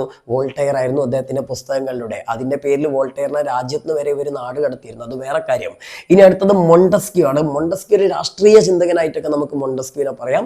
മൊണ്ടസ്ക്യൂ എന്താ ചെയ്തതെന്ന് വിചാരിച്ചാൽ അദ്ദേഹം ശരിക്കും പറഞ്ഞാൽ രാജഭരണം ഇല്ലാതാവണം എന്നൊന്നും ആഗ്രഹിച്ചിട്ടില്ല. ഒരു ലിമിറ്റഡ് മൊണാർക്കി, ഒരു ചെറിയ രീതിയിൽ രാജഭരണത്തെ അദ്ദേഹം സപ്പോർട്ട് ചെയ്തിരുന്നു. പക്ഷെ പ്രശ്നം എന്താണെന്ന് വിചാരിച്ചാൽ രാജാവ് വേണം, പക്ഷേ ആ രാജാവിനെ നിയന്ത്രിക്കേണ്ടത് ജനങ്ങളാണ് എന്നുകൂടി അദ്ദേഹം പറഞ്ഞിരുന്നു. അതായത് ഒരു രാജ്യത്തെ ഗവൺമെന്റ് 3 തൂണുകളിൽ വേണമെന്നാണ് അദ്ദേഹം ആവശ്യപ്പെട്ടത്. അത് ഏതൊക്കെയാണ് 3 തൂണുകൾ? ഇന്ന് നമ്മുടെ രാജ്യത്തൊക്കെ ഉള്ള മാതിരി ലെജിസ്ലേറ്റർ, എക്സിക്യൂട്ടീവ് ആൻഡ് ജുഡീഷ്യറി, അതായത് കാര്യനിർവഹണം, നിയമനിർവഹണം, അതേപോലെ തന്നെ നീതിന്യായം എന്ന് പറഞ്ഞ 3 വകുപ്പിന്റെ 3 വിഭാഗത്തിന്റെ കീഴിലായിരിക്കണം ഗവൺമെന്റ് ഭരണം എന്നാവശ്യപ്പെട്ട ആളാണ് നമ്മുടെ മൊണ്ടസ്ക്യൂ. അതേപോലെ ജനാധിപത്യത്തെയൊക്കെയാണ് അദ്ദേഹം പ്രോത്സാഹിപ്പിച്ചത് എന്ന് കൂടിയൊക്കെ ഒന്ന് മനസ്സിലാക്കുക. ഓക്കെ, ഇനി ജോൺ ലോക്ക് എന്ന് പറഞ്ഞ ഒരു ബ്രിട്ടീഷ് ചിന്തകനാണ്. ഇദ്ദേഹവും അമേരിക്കൻ സ്വാതന്ത്ര്യ സമരത്തിനൊക്കെ ഏറ്റവും കൂടുതൽ മോട്ടിവേഷൻ കൊടുത്ത ഒരാളും കൂടിയാണ് ജോൺ ലോക്ക്. അദ്ദേഹം ഫ്രഞ്ച് ജനതയെയും ഒരുപാട് സ്വാധീനിച്ചു. അദ്ദേഹത്തിന്റെ കൃതികളൊക്കെ അല്ലെങ്കിൽ ആശയങ്ങളൊക്കെ ഫ്രഞ്ച് ജനതയ്ക്കും ഒരുപാട് മോട്ടിവേഷൻ കൊടുത്തു. ഇവരുടെയൊക്കെ ഈ ഒരു മോട്ടിവേഷൻ കാരണമാണ് മക്കളെ ഈ തേർഡ് സ്റ്റേറ്റ് പെട്ട സാധാരണക്കാർ കൈ കിട്ടിയ ആയുധവുമായിട്ട് ആർക്കെതിരെ പോരാടാൻ ഇറങ്ങിയത്?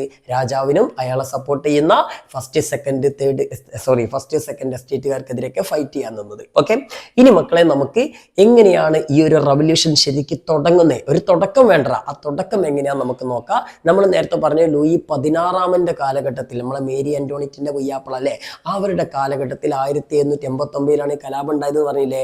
എന്താ സംഭവിച്ചത്? ഒന്നുകൂടി ആ ഫസ്റ്റത്തെ ചിത്രത്തിലേക്ക് വരാം.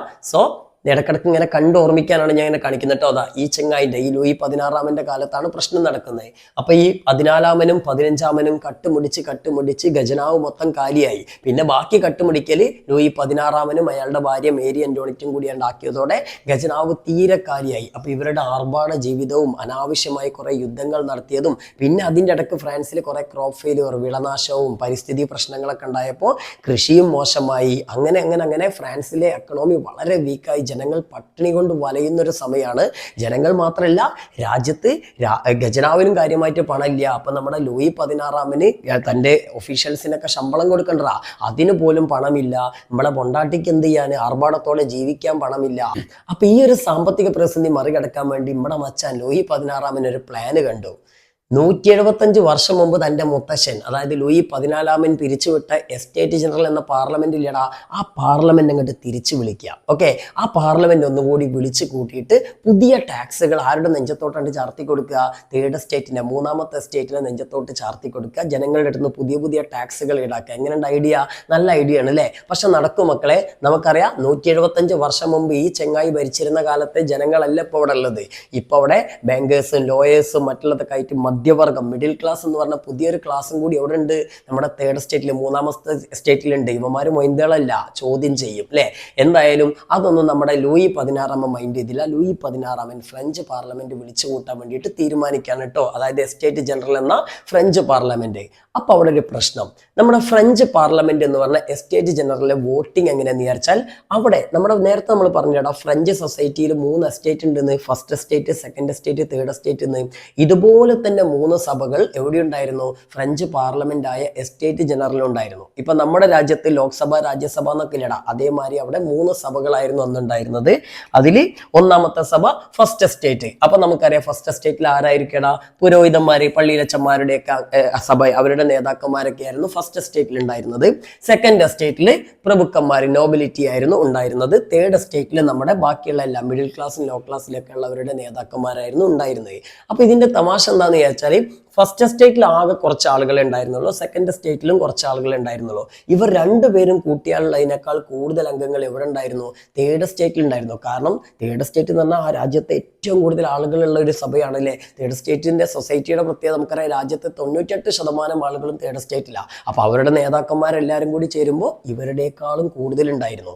പക്ഷേ ഇവിടുത്തെ തമാശ എന്താണെന്ന് വിചാരിച്ചാൽ, ഈ ഫ്രാൻസിൽ വോട്ടിംഗ് ഉണ്ടായിരുന്ന എസ്റ്റേറ്റ് വൈസ് വോട്ടിംഗ് സിസ്റ്റം എന്ന് പറഞ്ഞൊരു പരിപാടിയാണ്. അതായത് 1ാമത്തെ എസ്റ്റേറ്റിന് ഒരു വോട്ട്, 2ാമത്തെ എസ്റ്റേറ്റിന് ഒരു വോട്ട്, 3ാമത്തെ എസ്റ്റേറ്റിന് ഒരു വോട്ട്. അപ്പൊ ടോട്ടൽ എത്ര വോട്ടാടാ?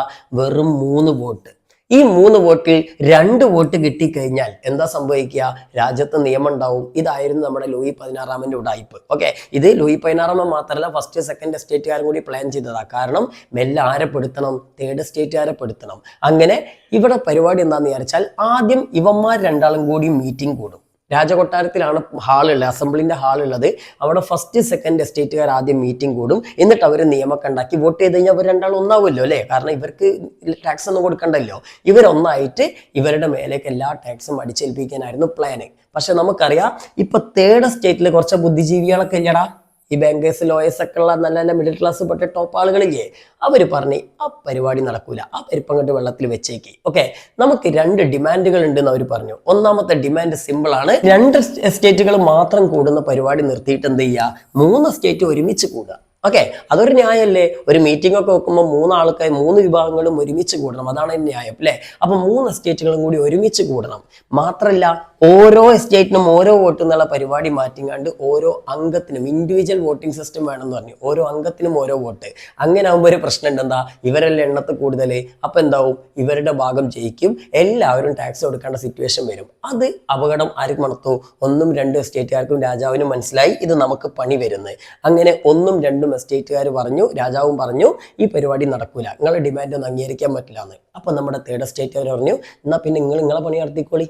ഓക്കെ, എന്നിട്ട് തേർഡ് എസ്റ്റേറ്റ് പറഞ്ഞു, ഞങ്ങളാണ് ഇനി ഫ്രാൻസിന്റെ യഥാർത്ഥ റെപ്രസെന്റേറ്റീവ്, ജനപ്രതിനിധികൾ ഞങ്ങളാണ്, നിങ്ങളൊക്കെ നിങ്ങളെ പണിക്ക് പോയിക്കോളി, ഞങ്ങളാണ് ഇനി ഫ്രാൻസിന്റെ നാഷണൽ അസംബ്ലി, ദേശീയ അസംബ്ലി എന്ന് അവർ പ്രഖ്യാപിച്ചു. അപ്പം ഇനി നമുക്ക് തേർഡ് എസ്റ്റേറ്റ് എന്നുള്ള പേരില്ല, തേർഡ് എസ്റ്റേറ്റ് എന്നുള്ള പേരൊക്കെ മാറ്റിയിട്ട് വന്മാരെന്ത് ചെയ്തു? ഞങ്ങളാണ് ഇനി ഫ്രാൻസിന്റെ നാഷണൽ അസംബ്ലി, ദേശീയ അസംബ്ലി എന്ന് അവർ സ്വയം പ്രഖ്യാപിച്ചു. എന്നിട്ട് മക്കളെ ഇവന്മാരെന്താ ചെയ്തറിയോ? ഇവന്മാരെ നേരെ നമ്മുടെ എവിടേക്ക്? ഈ കൊട്ടാരത്തിനകത്ത് അസംബ്ലി ഹാളിലേക്ക് മീറ്റിംഗ് നടത്താൻ വേണ്ടി പോയി. രാജാവിനൊന്നും മൈൻഡ് ചെയ്യാതെ ഞങ്ങളുടെ മീറ്റിംഗ് നടത്തും, ഞങ്ങൾ തീരുമാനിക്കുന്ന നിങ്ങൾ നോക്കിയാൽ മതി എന്ന് പറഞ്ഞിട്ട് രാജാവിനൊക്കെ വെല്ലുവിളിച്ചുകൊണ്ട് ഇവർ കൊട്ടാരത്തിലേക്ക് പ്രവേശിക്കാൻ പോവാണ്. പക്ഷേ ആ അസംബ്ലി ഹാളിന്റെ വാതിൽ എന്ത് ചെയ്തു? രാജാവും പിന്നെ ഫസ്റ്റ് സെക്കൻഡ് എസ്റ്റേറ്റുകാരെല്ലാവരും കൂടി ചേർന്ന് ലോക്ക് ചെയ്തു. അപ്പോൾ ഇവർക്ക് ഉള്ളിലേക്ക് പോകാൻ കഴിഞ്ഞില്ല. തേർഡ് എസ്റ്റേറ്റിലെ നേതാക്കന്മാർക്ക് അവർ വിട്ടുകൊടുത്തില്ല. അവരെന്തായത്? കൊട്ടാരത്തിന് പുറത്തുള്ള ഒരു ടെന്നീസ് കോർട്ട്, ഇതാ ഈ കാണുന്നത്, ഇതൊക്കെ ഒരു ചിത്രമാണ്. എന്തായാലും ഈ ടെന്നീസ് കോർട്ടിൽ അവരങ്ങോട്ട് സമ്മേളിച്ചു. എന്നിട്ട് ഇതിലെ നേതാക്കന്മാർ, മിറാബിയോ ഒക്കെ പോലെയുള്ള മധ്യവർഗത്തിലൊക്കെ പെട്ട വലിയ വലിയ നേതാക്കന്മാരുണ്ട്, ഇവരെല്ലാവരും കൂടി ചേർന്നുങ്ങാണ്ട് എന്ത് ചെയ്തു? ഈ ഒരു ടെന്നീസ് കോർട്ടിൽ വെച്ചിട്ട് സമ്മേളിച്ച് തേർഡ് സ്റ്റേറ്റിലെ നേതാക്കന്മാർ 100-600 ചില ആൾക്കാരുണ്ട്, എല്ലാവരും കൂടി ചേർന്നിട്ട് ഒരു പ്രതിജ്ഞ അവിടെ നിന്ന് ഒരു ഓത്ത്. എന്നാ പ്രതിജ്ഞയിൽ അവർ പറയുന്നത്, ഫ്രാൻസിന് ഒരു കോൺസ്റ്റിറ്റ്യൂഷൻ ഉണ്ടാക്കാതെ ഞങ്ങൾ ഇവിടുന്ന് പിരിഞ്ഞു പോകില്ല. 1789 ഇവർ ഇതിനകത്ത് നിന്ന് കൂടുന്നത്. എന്നിട്ട് ഇവർ പറഞ്ഞ് ഞങ്ങൾ എന്തായാലും ഇനി ഒരു ഫ്രാൻസിന് ഒരു കോൺസ്റ്റിറ്റ്യൂഷൻ ഉണ്ടാക്കിയിട്ട് ഇവിടുന്ന് പോകണുള്ളൂ എന്ന് അവർ തീരുമാനിച്ചു. അങ്ങനെ അവരവിടെ കുത്തിരുന്ന് കണ്ടും എന്ത് ചെയ്യാൻ? ചർച്ചകളൊക്കെ നടത്തിയിട്ട് ഫ്രാൻസിന് നിയമങ്ങളൊക്കെ ഉണ്ടാക്കാൻ തുടങ്ങി. അങ്ങനെ 1791 2 വർഷങ്ങൾക്കുള്ളിൽ തന്നെ ഇവരൊരു ഫ്രാൻസിന് ഒരു കോൺസ്റ്റിറ്റ്യൂഷനൊക്കെ ഉണ്ടാക്കി ഫ്രാൻസിനെ റിപ്പബ്ലിക് ആക്കിയിട്ട് പ്രഖ്യാപിച്ചു. നിങ്ങൾ മനസ്സിലാക്കേണ്ടത്, അപ്പുറത്ത് രാജാവും ഫസ്റ്റ് സെക്കൻഡ് എസ്റ്റേറ്റുകാരൊക്കെ ഉണ്ട്, പക്ഷെ അവരൊന്നും മൈൻഡ് ചെയ്യാതെ ഇവരൊരു പുതിയ ഭരണഘടന ഒക്കെ ഉണ്ടാക്കി, ഒരു കോൺസ്റ്റിറ്റ്യൂഷനൊക്കെ ഉണ്ടാക്കി ഫ്രാൻസ് ഇനി മുതൽ ഒരു ജനാധിപത്യ രാജ്യമാണെന്നൊക്കെ ഇവരങ്ങോട്ട് പ്രഖ്യാപിച്ചു. എന്നിട്ട് ഇവരൊരു ഗവൺമെന്റ് ഉണ്ടാക്കി, നാഷണൽ കൺവെൻഷൻ അല്ലെങ്കിൽ ദേശീയ അസംബ്ലി എന്നാണ് ആ ഗവൺമെന്റിന്റെ പേര്. അങ്ങനെ ആ നാഷണൽ കൺവെൻഷനൊക്കെ ഉണ്ടാക്കിയിട്ട് അവർ ഭയങ്കര ഫ്രാൻസിനെ സ്വാതന്ത്ര്യം പ്രഖ്യാപിച്ച ആ സമയത്ത്, അതേ സമയം തന്നെ പുറത്ത് ജനങ്ങൾ ഭയങ്കര വയലന്റ് ആയിട്ട് രാജാവിനെതിരെ ഭയങ്കര ദേഷ്യം പിടിച്ച് പട്ടിണി കിടക്കുന്ന ജനങ്ങളല്ലേ, ജനങ്ങൾ അങ്ങോട്ട് വയലന്റ് ആയി. ജനങ്ങൾ വയലന്റ് ആയിട്ട് അവിടെ വലിയൊരു ജയിലുണ്ട്, അതിന്റെ ചിത്രമാണ് ഇവിടെ കൊടുത്തിട്ടുള്ളത്. ബാസ്റ്റീൽ ഫോർട്ട് എന്ന് പറയുന്ന, ബാസ്റ്റീൽ എന്ന് പറഞ്ഞ ഒരു കോട്ടയാണ്, ഒരു ജയിലാണ്. രാജാവിനെയും ഫസ്റ്റ് സെക്കൻഡ് എസ്റ്റേറ്റുകാർക്കെതിരെ ആരെന്ത് പ്രവർത്തിച്ചാലും, അതായത് നമ്മുടെ ബൂൽബൻ ഡൈനാസ്റ്റിയുടെ ഏറ്റവും ഫ്യൂഡലിസത്തിന്റെയൊക്കെ ഏറ്റവും അറ്റ്മോസ്റ്റ് സിമ്പിളായിട്ട് അറിയപ്പെടുന്ന ഒരു ജയിലാണ് നമ്മുടെ ബാസ്റ്റീൽ എന്ന ജയില്. ജനങ്ങൾ വയലന്റ് ആയിട്ട്, സ്ത്രീകളും കുട്ടികളും മറ്റുള്ള എല്ലാ ജനങ്ങളും കൂടി വയലന്റ് ആയിട്ട് കൈ കെട്ടിയ ആയുധങ്ങളുമായിട്ട് ഈ ബാസ്റ്റീൽ എന്ന കോട്ടയുടെ ഭാഗത്തേക്ക് പോയിട്ട് അവിടെ ഉണ്ടായിരുന്ന തടവുകാരൊക്കെ എന്ത് ചെയ്തു? മോചിപ്പിച്ചു. അവിടെ ഉണ്ടായിരുന്ന പാറാവുകാരൊക്കെ കൊന്നു. എന്നിട്ട് ഈ ബാസ്റ്റീൽ ജയിലും കണ്ട് തീ വെച്ച് തകർത്തു. ഓക്കെ, അതാണ് സ്റ്റോമിംഗ് ഓഫ് ദ ബാറ്റിൽ എന്നറിയപ്പെടുന്നത്. എന്തായാലും ഈ സംഭവം നടന്നത് ജൂലൈ 14 അപ്പൊ ആ ജൂലൈ 14 ഫ്രാൻസ് ഇന്നും ദേശീയ ദിനമായിട്ട്, നമ്മൾ ഓഗസ്റ്റ് 15 ആഘോഷിക്കുന്ന പോലെ ഇവർ സ്വാതന്ത്ര്യ ദിനമായിട്ട് ആഘോഷിക്കുന്നത് ജൂലൈ 14. കാരണം ഈ ഒരു ജയില് തകർന്നതോട് കൂടിയിട്ട് ഫ്രാൻസിൽ ബൂൽബൻ രാജവംശത്തിന്റെ രാജവാഴ്ച അവസാനിച്ചു എന്നാണ് ഫ്രഞ്ചുകാർ വിശ്വസിക്കുന്നത്. എന്തായാലും ഇവിടെ ബാസ്റ്റീൽ കോട്ട തകർക്കപ്പെട്ടു. അപ്പുറത്ത് എന്തുണ്ടാക്കി? നമ്മുടെ ഭരണഘടന ഉണ്ടാക്കുന്ന തിരക്ക് നടക്കുന്നു. അങ്ങനെ ആകെപ്പാടെ ബഹളം. അതിനിടക്ക് സ്ത്രീകൾക്ക് എന്തെങ്കിലുമൊക്കെ വേണ്ടേ? സ്ത്രീകളും ആകെ പട്ടിണി. നമുക്കറിയാം, പട്ടിണി ഏറ്റവും കൂടുതൽ ബാധിക്കുക സ്ത്രീകളെ അല്ലേ? വീടിനകത്ത് കിടന്ന് പട്ടിണി കിടന്ന് ജനങ്ങൾ, സ്ത്രീകൾ എന്ത് ചെയ്തു? ആയിരക്കണക്കിന് സ്ത്രീകൾ പാരീസ് തെരുവിലേക്ക് ഇറങ്ങി. തെരുവിലേക്ക് ഇറങ്ങിയിട്ട് അവർ കയ്യിൽ കിട്ടിയ ആയുധങ്ങൾ, അതായത് കുന്തങ്ങളും മറുപടികളും തോക്കുകളും എല്ലാം എടുത്ത് തെരുവിലേക്ക് ഇറങ്ങി ഇവർ സ്ത്രീകളും പുരുഷന്മാരും എല്ലാവരും ചേർന്ന് കയ്യിൽ കിട്ടിയ പ്രഭുക്കന്മാരെയും പുരോഹിതന്മാരെയും രാജകുടുംബാംഗങ്ങളെയും ഒക്കെ കൊന്നുകളഞ്ഞു. കുറെ ബേക്കറികൾ കൊള്ളയടിച്ചു. അങ്ങനെ അവർക്ക് പറ്റുന്ന രീതിയിലൊക്കെ അവരുടെ ശത്രുത കാലിപ്പം കണ്ട് തീർത്തു. ഓക്കെ, അവസാനം സ്ത്രീകൾ എന്താ ചെയ്തറിയോ? ഇവർ ഭരണഘടന ഒക്കെ ഉണ്ടാക്കിയില്ലേ, മറ്റേ നേതാക്കന്മാർ ഭരണഘടന ഉണ്ടാക്കി ഫ്രാൻസ് ഒരു ജനാധിപത്യ രാജ്യം റിപ്പബ്ലിക് ആണെന്നൊക്കെ പ്രഖ്യാപിച്ചു. അപ്പൊ ഇനിയിപ്പോ രാജാവിന് അവിടെ വേണ്ടല്ലോ അല്ലേ? ഈ സ്ത്രീകൾ എന്താ ചെയ്തെച്ചാൽ സ്ത്രീകളുടെ റോള് വളരെ ഇമ്പോർട്ടൻ്റ് ആണ്. സ്ത്രീകൾ നേരെ പോയിട്ട് രാജാവൊക്കെ ഒളിച്ചിരിക്കുന്നു, രാജാവും രാജകുടുംബാംഗങ്ങളൊക്കെ. അവിടെ പോയിട്ട് ആരെ പൊക്കി? ഈ രാജാവിനെ ലൂയി 16-നെയും പെണ്ണുമ്പിള്ള ഭാര്യ മേരി അന്റോണിയറ്റിനൊക്കെ പൊക്കി ബലം പ്രയോഗിച്ചിട്ട് അവരെ കൊണ്ടുവരുന്ന രംഗമാണ് നിങ്ങൾക്ക് ഇവിടെ കാണിക്കുന്നത്. സ്ത്രീകളെല്ലാവരും കൂടി വളഞ്ഞ് അവരെ നിർബന്ധിച്ച് പാരീസിലേക്ക്, അതായത് ഇവിടെ രാജകൊട്ടാരത്തിലേക്ക് അവരെ കൊണ്ടുവന്നു. അങ്ങനെ അവിടെ വെച്ചിട്ട് ഇവിടെ ഈ നമ്മുടെ നാഷണൽ കൺവെൻഷൻ ഉണ്ടല്ലോടാ, അതായത് നമ്മുടെ ഈ നാഷണൽ അസംബ്ലി ഉണ്ടാക്കിയിരുന്ന ഒരു കൺവെൻഷൻ, ഒരു ഭരണസമിതി ഉണ്ടല്ലോ, ആ തേർഡ് സ്റ്റേറ്റുകാർ എല്ലാവരും കൂടി ചേർന്നുണ്ടാക്കിയ ആ ഭരണസമിതി ലൂയി 16-നെയൊക്കെ വിചാരണ ചെയ്തു. വിചാരണ ചെയ്തിട്ട് അവരെന്ത് ചെയ്തു? ഇയാളെ രാജ്യദ്രോഹ കുറ്റം ചുമത്തിയിട്ട് ലൂയി 16-നെ കൊല്ലാൻ തീരുമാനിച്ചു. അങ്ങനെ ലൂയി 16-നെയും ഭാര്യ മേരി അന്റോണിയറ്റിനെയും ഈ നാഷണൽ കൺവെൻഷൻ എന്ത് ചെയ്തു? കൊന്നു. ആ കൊന്നത് എങ്ങനെ വെച്ചാൽ ഗില്ലറ്റിൻ എന്ന് പറഞ്ഞൊരു പ്രത്യേക ഉപകരണം, ഒരു കയറിങ്ങനെ താഴത്തേക്ക് വിട്ട് കഴിഞ്ഞാൽ ഇങ്ങനെ തലർത്ത് പോകുന്ന ഒരു സാധനമാണ്. നിങ്ങൾക്ക് ടെസ്റ്റിൽ അതിന്റെ പിക്ചറൊക്കെ ഉണ്ട്, ഗൂഗിൾ അടിച്ച് നോക്കിയാൽ കുറെ പിക്ചർ കിട്ടും. ആ ഗില്ലറ്റിൻ എന്ന ഉപകരണം ഉപയോഗിച്ചുകൊണ്ട് ഈ ലൂയി 16-നെ കൊന്നു. അയാളുടെ തല ഉയർത്തി കാണിക്കുന്നുണ്ടില്ലേ? അങ്ങനെ നാഷണൽ കൺവെൻഷൻ അങ്ങനെ ഒരു ക്രൂരകൃത്യം അങ്ങോട്ട് ചെയ്തു. ക്രൂരകൃത്യം എന്ന് പറയാൻ പറ്റില്ല, രാജാവ് കുറെ അങ്ങനെ ജനങ്ങളെ ദ്രോഹിച്ചിണല്ലോ. എന്തായാലും ഇത് ഫ്രാൻസിൽ വലിയ പ്രശ്നങ്ങൾ ഉണ്ടാക്കി. ഈ ലൂയി 16-നെ കൊന്നതോടുകൂടി ഫ്രാൻസിൽ വലിയ പ്രശ്നങ്ങൾ. ഫ്രാൻസിൽ നാഷണൽ അസംബ്ലി വീണ്ടും രണ്ടായിട്ട് സ്പ്ലിറ്റ് ചെയ്തു. തേർഡ് സ്റ്റേറ്റുകാർ രണ്ട് ഗ്രൂപ്പായിട്ട് മാറി. അതായത് ജിറോണ്ടിസ്റ്റുകൾ, പിന്നെ അതേപോലെ തന്നെ ജാക്കബിൻസ് എന്നൊക്കെ പറഞ്ഞ് രണ്ട് ഗ്രൂപ്പുകളായി. അങ്ങനെ ആകെ കൂടി ഫ്രാൻസിൽ അൽഗുൽത്തായി. ഇനി അതിനേക്കാൾ വലിയൊരു പ്രശ്നം എന്താണെന്ന് വിചാരിച്ചാൽ ഈ ലൂയി 16-നെ മാത്രമല്ലല്ലോ കൊന്നേ, ലൂയി 16-ന്റെ കൂടെ അയാളുടെ ഭാര്യയായി മേരി അന്റോണിയറ്റിനെയും കൊന്നില്ലേ? ഒരു രാജ്യത്തെ രാജാവിനെയും രാജ്ഞിയെയുമാണ് അവിടുത്തെ ജനങ്ങൾ ഇങ്ങനെ കൊന്നത്. കാരണം ഈ നാഷണൽ കൺവെൻഷൻ എന്ന് പറഞ്ഞാൽ ഫ്രാൻസിൽ ഇപ്പോൾ ഭരിക്കുന്നെങ്കിലും അവർ സാധാരണ ജനങ്ങളാണ് അല്ലേ?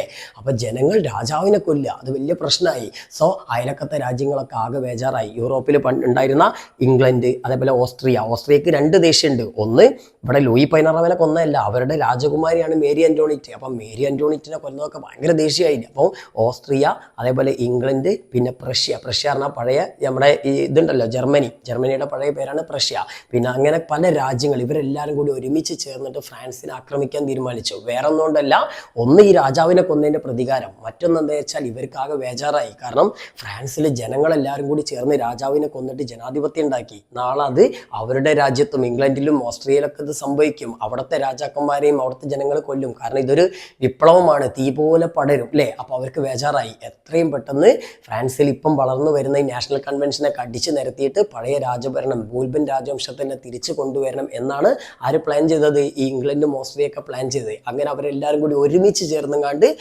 ഒരു കൊളീഷൻ ആർമി ഉണ്ടാക്കി, ഒരു ജോയിന്റ് ആർമി ഉണ്ടാക്കിയിട്ട് ആർക്കെതിരെ ഫൈറ്റ് ചെയ്തു? ഫ്രാൻസിനെതിരെ. പക്ഷെ ഫ്രാൻസ് വിട്ടുകൊടുത്തില്ലട്ടോ. ഫ്രാൻസ് എന്താ ചെയ്തത്?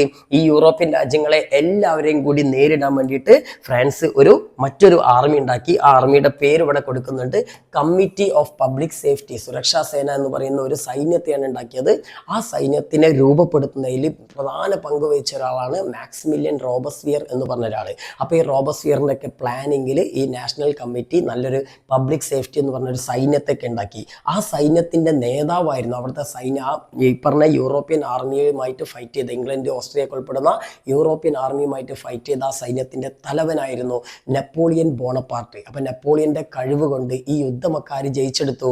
ഫ്രാൻസ് ജയിച്ചെടുത്തു. അപ്പോൾ ഫ്രാൻസ് ആ യുദ്ധം ജയിച്ചെടുത്തോട് കൂടിയിട്ട് നമ്മുടെ മാക്സിമിലിയൻ റോബസ്പിയറിന് കുറച്ചുകൂടി പവറായി. കാരണം അയാളൊരു വക്കീലും കൂടിയാണ്. അയാളുടെയൊക്കെ ബുദ്ധിയിലാണ് എന്ത് ചെയ്തത്? ഈ ഒരു യുദ്ധം, ഈ ഒരു ഇത്രയും വലിയ ശക്തരായിട്ടുള്ള യൂറോപ്യൻ രാജ്യങ്ങളൊക്കെ തോൽപ്പിക്കാൻ ഫ്രാൻസിന് കഴിഞ്ഞത്.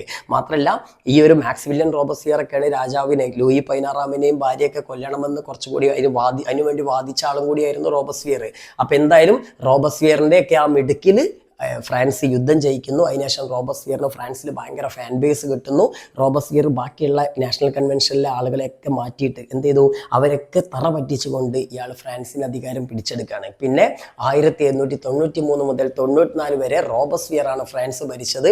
ആ കാലഘട്ടം മക്കളെ അറിയപ്പെടുന്ന റെയിൻ ഓഫ് ടെറർ എന്ന പേരിലാണ്. ഇതാണ് നമ്മുടെ മാക്സിമിലിയൻ റോബസ്പിയർ. ആളൊരു വക്കീലായിരുന്നു. പിന്നീട് ഫ്രാൻസിന്റെ അധികാരം തന്നെ പിടിച്ചെടുക്കുകയാണ്. അങ്ങനെ ഒരു ഏകാധിപതിയിൽ നിന്ന് അടുത്ത ഏകാധിപതിയിലേക്ക് ഫ്രാൻസ് മാറാണ്. ലൂയി 16 കഴിഞ്ഞപ്പോൾ അതിനെക്കാട്ടി വലിയ കൊടുവാളായിട്ട് ചെങ്ങായി മാറാണ്. ഇയാൾ എന്താ ചെയ്ത്, നേരത്തെ ഗില്ലറ്റിന് ഉപയോഗിച്ചിട്ടല്ലേ ലൂയി 16 കൊന്നത്, അതേ ഗില്ലറ്റിന് ഉപയോഗിച്ച് ഇയാളെ എതിർക്കുന്ന ആളുകളെയൊക്കെ ഇയാൾ കൊന്നു. ഒരുപാട് കുട്ടികളെയും സ്ത്രീകളെയൊക്കെ കൊന്നു. ഇയാൾ സെപ്റ്റംബർ മാസത്തിൽ ജയിലിൽ സ്ഥലമില്ലാത്തത് കൊണ്ട് മാത്രം അയാളെ എതിർക്കുന്ന കുറെ ആളുകളെ പാരീസിന്റെ തെരുവിലിട്ട് വരെ കൊന്നിരുന്നു. സെപ്റ്റംബർ മസാക്കർ, സെപ്റ്റംബർ കൂട്ടക്കൊല എന്നൊക്കെയാണ് ഇത് അറിയപ്പെടുന്നത്.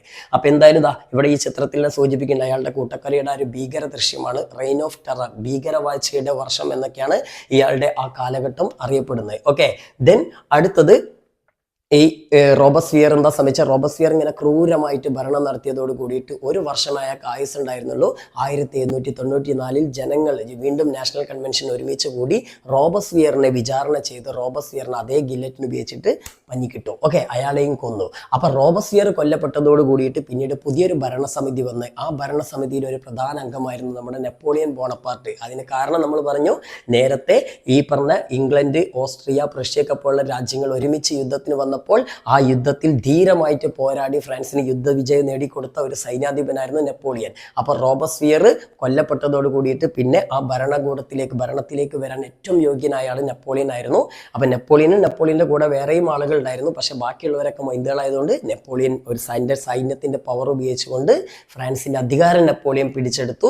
പിന്നീട് അവിടെ നിന്നിട്ട് കുറെ കാലം ഫ്രാൻസ് ഭരിച്ചിരുന്ന നെപ്പോളിയൻ ആയിരുന്നു. നെപ്പോളിയന്റെ ഏകാധിപത്യ ഭരണമായിരുന്നു. പക്ഷെ നെപ്പോളിയൻ നമ്മുടെ റോബസ്ഫിയറിനെ പോലെ അത്ര ക്രൂരനായിരുന്നില്ല. അയാൾ കുറെ നല്ല നല്ല കാര്യങ്ങൾ ഫ്രാൻസിന് വേണ്ടി ചെയ്തു. അയാൾ ചെയ്ത ഒന്നാമത്തെ കാര്യം, ഫ്രാൻസിൽ കുറെ റോഡുകൾ നിർമ്മിച്ചു. അയാൾ ഫ്രാൻസിന്റെ കച്ചവടത്തെ സഹായിച്ചു. അതേപോലെ തന്നെ നേരത്തെ നമ്മുടെ നാഷണൽ അസംബ്ലി, അതായത് നാഷണൽ കൺവെൻഷൻ ഉണ്ടല്ലോ, പുതിയ ഭരണസമിതി, അവർ കൊണ്ടുവന്ന പല പരിഷ്കാരങ്ങളും നടപ്പിലാക്കാൻ നെപ്പോളിയനെ കൊണ്ട് സാധിച്ചു. ഒന്നാമതായിട്ട് ഫസ്റ്റ് എസ്റ്റേറ്റ് ഉണ്ടല്ലോ, നമ്മുടെ ക്ലർജി, പുരോഹിതന്മാര്, ഇവരുടെ കയ്യിലുള്ള പള്ളിയുടെ കയ്യിലുള്ള എല്ലാ ഭൂമിയും പിടിച്ചെടുത്തിട്ട് അത് എന്ത് ചെയ്തു, നമ്മുടെ സാധാരണക്കാരായ കർഷകർക്ക് സൗജന്യമായിട്ട് വിതരണം ചെയ്തു. പ്രഭുക്കന്മാരുടെ ഭൂമികൾ പിടിച്ചെടുത്തു, അത് ഗവൺമെന്റിലേക്ക് കൺഫിസ്റ്റിക്കേറ്റ് ചെയ്തു. പിന്നെ അതേപോലെ തന്നെ അതായത് സാധാരണക്കാർക്കൊക്കെ ഭൂമി ഫ്രീ ആയിട്ട് കൊടുത്തു എന്നുള്ള വലിയൊരു കിട്ടലാണ് അല്ലെ. പിന്നെ ഫ്രാൻസിന് ഒരുപാട് കടങ്ങൾ ഉണ്ടായിരുന്നില്ല, ലൂയി രാജാക്കന്മാരൊക്കെ വരുത്തി വെച്ചേ. ആ കടങ്ങളൊക്കെ വീട്ടാൻ വേണ്ടിയിട്ട് എന്ത് ചെയ്തു, സിങ്കിങ് ഫണ്ട് എന്ന് പറഞ്ഞൊരു ഫണ്ട് രൂപീകരിച്ചു. ബാങ്ക് ഓഫ് ഫ്രാൻസ് എന്ന് പറഞ്ഞിട്ട് ഫ്രാൻസിനൊരു ബാങ്ക് ആരംഭിച്ചു. അതുപോലെ മിഡിൽ ക്ലാസിനെ സപ്പോർട്ട് ചെയ്യുന്നതിനായിട്ട് കച്ചവടത്തിലും വ്യവസായത്തിലൊക്കെ കുറെ പുരോഗതി, കുറെ പരിഷ്കാരങ്ങളൊക്കെ അയാൾ കൊണ്ടുവന്നു. അങ്ങനെ പിന്നെ അതേപോലെ സൈന്യത്തെ കുറെ ബറ്റാലിയനുകളായിട്ട് തരംതിരിച്ചിട്ട് പല പവർഫുൾ സൈന്യമായിട്ട് ഫ്രാൻസിനെ മാറ്റി. ഫ്രാൻസിലൊരു നാഷണലിസം കൊണ്ടുവന്നു. അയൽ രാജ്യങ്ങളിൽ പല രാജ്യങ്ങളെയും ആക്രമിച്ച് ഫ്രാൻസിനെ വലിയ രാജ്യമാക്കി മാറ്റി. അങ്ങനെ നെപ്പോളിയന്റെ കീഴിൽ ഫ്രാൻസ് നമ്പർ 1 പവറായിട്ട് ഉയർന്നു വരികയായിരുന്നു. പക്ഷേ ഇത് ഭയങ്കര അസൂയ ഉണ്ടാക്കിയവർക്ക്, ഈ ഇംഗ്ലണ്ട്, ഓസ്ട്രിയ ഒക്കെ പോലുള്ള രാജ്യങ്ങൾക്ക്, വീണ്ടും അവർ ഒരിക്കൽ കൂടി ഫ്രാൻസിനെതിരെ ഒന്നിച്ചു.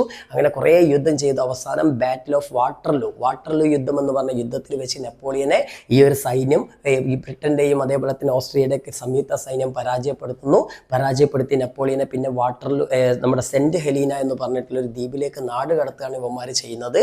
അങ്ങനെ ഈ നെപ്പോളിയൻ തോറ്റതോട് കൂടിയിട്ട് വീണ്ടും ഫ്രാൻസിൽ ഈ പറഞ്ഞ ഓസ്ട്രിയയും അതേപോലെ തന്നെ ഇംഗ്ലണ്ട് എല്ലാവരും കൂടി ചേർന്നിട്ട് വിയന്ന കോൺഗ്രസ് എന്ന് പറഞ്ഞിട്ടൊരു കോൺഫറൻസ്, ഒരു സമ്മേളനം വിളിച്ചു കൂട്ടിയതിനു ശേഷം ഫ്രാൻസ് പിടിച്ചെടുത്ത എല്ലാ രാജ്യങ്ങൾക്കും സ്വാതന്ത്ര്യം വിട്ടുകൊടുത്തു.